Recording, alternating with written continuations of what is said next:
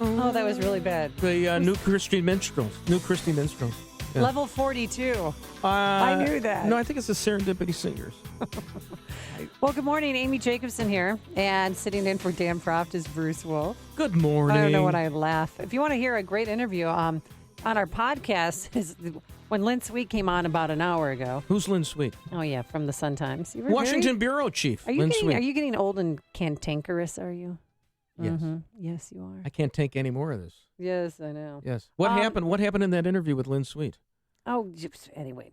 On to bigger and better things. We have some breaking news this morning. Donald Trump apparently thought that Chris Christie was going to win the election. Yeah, it's coming out now that Trump figured that he was going to be out of the race and that he would endorse Christie. This was like in 2015. Donald Trump didn't think he was going to win on the afternoon of the election, because I saw tweets about internal metrics in the Trump campaign saying that they thought there would be a miracle if he won because of the way the votes were going at that point. And then, it changed throughout the day. Yeah, last night during the interview with Leslie Stahl, 60 Minutes, he talked about that moment when he realized he won. On election night, I heard you went completely silent. Was it a sort of realization of the enormity of this thing for you? I think so. It's enormous. I've done a lot of big things. I've never done anything like this. It is so big. It is so, it's so enormous. It's so amazing. Kind of just took your breath away. Couldn't talk. A little bit. And I think I realized that this is a whole different life for me now. Hillary called you. Tell us about that phone call. So Hillary called, and it was a lovely call. And it was a tough call for her. I mean, I can imagine. Tougher for her than it would have been for me, and for me it would have been very, very difficult. She couldn't have been nicer. She just said, "Congratulations, Donald. Well done." And I said, "I want to thank you very much. You were a great competitor." She's very strong and very smart. What about Bill Clinton? Did you talk to him? He called the next day. Really? What did he say? Actually called last night. What did he say? He couldn't have been more gracious. He said it was an amazing run, one of the most amazing he's ever seen. He was very, very, really very nice. And he also got phone calls from H.W. Bush and George W. Bush as and well. Bill invited him on Jeffrey Epstein's plane, which I thought was a very nice thing. He asked me to go on there. The thing about the interview on 60 Minutes is that, basically Trump is being legitimized with each passing interview because he's in that interview, and it's not so much what they say. It's the tone and the mood. And Leslie Stahl, the cutaways of Leslie Stahl smiling throughout the thing. It's like, it's Donald Trump. Compare and contrast that with like a crying Andrea Mitchell or Rachel Maddow. And this is Leslie Stahl. She's the liberal establishment, 60 Minutes. And she doesn't have a problem with it. She asked Trump to go over to the piano in the back and play Hallelujah. It was a good interview. But what I learned from the interview is that there's some of his fundamental positions are open for negotiation, such as building the wall, possibly turning that into a fence in parts, and about deporting illegals. I mean, there's so many things that he seemed to flip-flop on, so many different themes that he campaigned on that now are open for negotiations. And with that, let's join Ed Morrissey, who joins us welcome Ed Morrissey, who joins us. He's the senior editor from hotair.com. Good morning, Ed. How are you? Good morning, Amy. I'm doing great. How about yourself? We're great. And Bruce Wolf is here sitting in for Dan Proft, just so you know. And hi, Bruce. Hey, Ed. So the big controversy this morning is his controversial pick for Chief Strategic Officer, Steve Bannon. What's the reaction from the people that you know in Washington, D.C.? Well, I think there's a lot of trepidation about that. The campaign was pretty rough. A lot of people put that on Stephen Bannon's plate, and very not just anti-democratic, but also anti-GOP establishment. And of course, there's a lot of concern over Breitbart.com's connections to the alt-right that has already come up as a sort of a criticism of this pick. And the only thing that I would say is, first off, Stephen Bannon's been part of the Trump organization for months now. It was unrealistic to expect that a guy who was part of the campaign leadership wouldn't have a role in the White House, and I think a lot of this stuff was litigated prior to the election, and it didn't seem to make much of a difference. Well, here's the problem, though. Is, I mean, you got your conservative intellectuals, the never Trumpers like Jonah Goldberg, John Podhoretz, Kevin Williamson, those National Review commentary types, and I, there's 60% of me is that way. I know there's a schism in the party, but they're sounding this conciliatory note. Hey, they're not up in arms that Trump got elected, even though they didn't think he was even qualified to be the president. But then he makes a move like this, that he puts Bannon in an equal position, it seems like, with Reince Priebus. Of course, the thing is with Trump is that you never know what he's going to stand for, because just last night with Leslie Stahl on 60 Minutes, he announces that he wants a Supreme Court justice who's going to be willing to overturn Roe versus Wade, but won't overturn the same-sex decision. And I'd like to see the Venn diagram on justices who, have both of those opinions. Yeah, well, I could give you the Venn diagram. It'd be, it would probably be, Anthony Kennedy, maybe John Roberts. You mean the High Sparrow? John Roberts.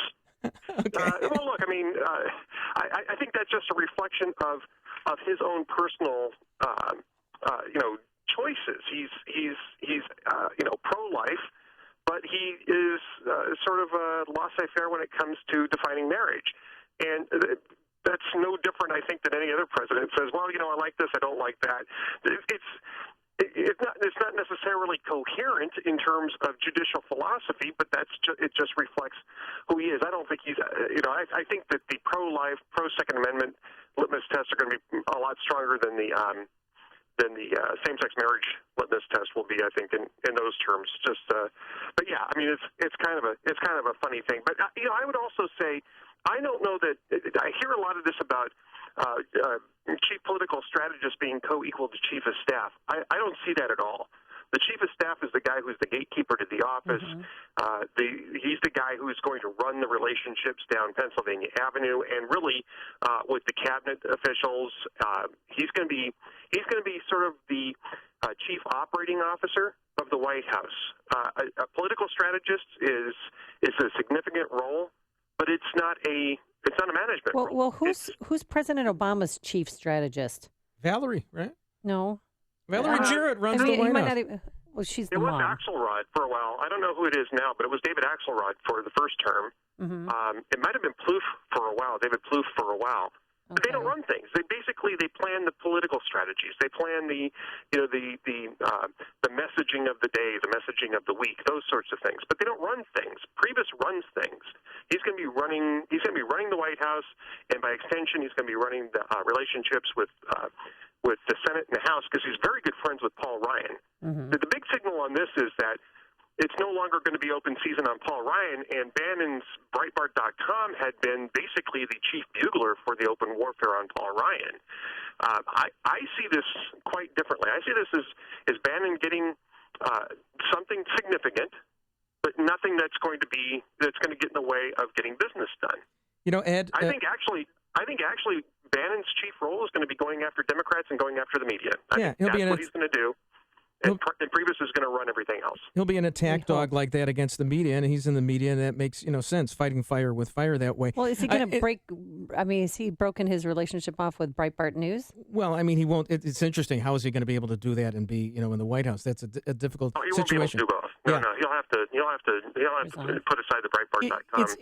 Thing for a while. We're talking to Ed Morrissey of HotAir.com. I was reading a few months ago about how Trump does things, how he used to negotiate things, and he's like a big picture guy. He's not a detail man. Obviously, he didn't even know what the nuclear triad was, and he won election. But the thing is that what would happen is that his right hand man would be there at the negotiating table, the details guy, and the devil is always in the details. And, you wonder if, like Mike Pence or whatever is actually going to commandeer things. But on the other hand, you'll have Ivanka, come in every once in a while and say, hey, we got to do things for working mothers, stuff like that. Yeah, I think he's going to get a lot of, he's a guy who's going to hear a lot of advice. That's true of presidents in general anyway. But yeah, I think that Mike Pence being in there is a strength. And I think Reince Priebus in there is a strength, and I think Ivanka is still going to exert an influence. She's his daughter. She did a good job during the campaign, And, it'll be interesting to see how well all this works out. But, we're still only on, day 5? 6. The Trump era. And it doesn't feel like a lifetime. We have a lot to see about that. Ed, O'Reilly has already written Killing Trump. It's already on the bookshelves. It's All right, so Donald Trump over the weekend, he's changing his tune on Obamacare, keeping 2 provisions, that you can stay on your parents' health insurance until you're 26. And if you have a pre-existing condition, you can still have health care. What other campaign promises is he going to walk back? I mean, already there was talk yesterday. He admitted, yes, there's not going to be a wall along the southern border. In certain parts, there's going to be a fence. What else do you think he'll change his mind on? Well, first off, I don't think that that's necessarily walking back. It's just physically, it'd be physically impossible to put a wall up in a couple of these places down on the southern border. You're going to have to, just because the physical boundary, the way that the physical boundary is, it's going to be a little difficult to build a wall that won't just collapse. Mm-hmm. I think that the issue on Obamacare, that's a little trickier, because I think he's going to find that if you start getting sucked into some of these some of the features of Obamacare, that you end up having to buy the whole thing. And the people being on health plans, on parents' health plans until they're 26, is not actually a big structural issue. Because those people are usually very low utilizers of providers. So that's more of a cultural issue. It's more of an offensive cultural issue that we consider people children until they're 26. That when they can vote at 18, they can drink at 21. They're responsible for contracts at 18. We expect adults to be adults, and I think that's what the offensive part of that is. But it really doesn't impact insurers all that much to do that. What does matter is the mandate to cover pre-existing conditions married with the mandate for community pricing, which is that you can't deviate more than 20% within a plan on pricing based on risk factors.